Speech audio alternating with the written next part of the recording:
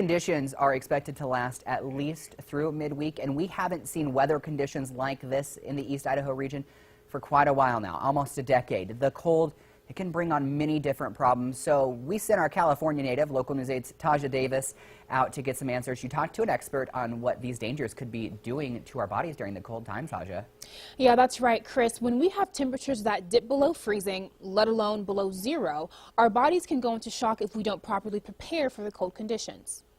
In the summer we have very hot heats that can be detrimental to your health. In the winter we have the extreme temperature changes as well as a cold that also is classed under environmental emergencies. Negative 10 degrees this morning and less than 10 degrees right now.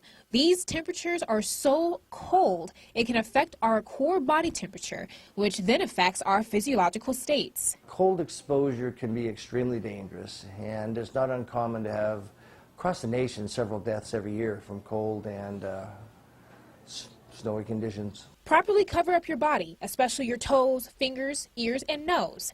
If we don't take these kinds of temperatures seriously, we could injure ourselves over something that could have easily been prevented. If you're going to be out for any length of time, say you're skiing or you're snowmobiling, those kinds of things, that you add layers of clothing, protective clothing. So if you get warm, you can peel off a simple layer and not have to take your whole jacket off.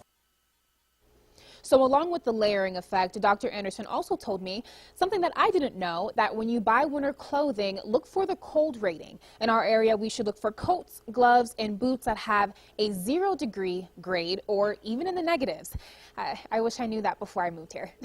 In the studio, I'm Taja Davis. Taja, I have to ask, do you at least like the snow?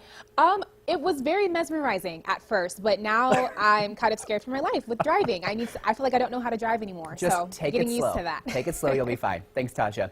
The people most at risk are the very young and the very old. So if you have elderly neighbors who live alone, make sure that you check on them and make sure that furnaces are working and that there are pathways and sidewalks and driveways are going to be shoveled.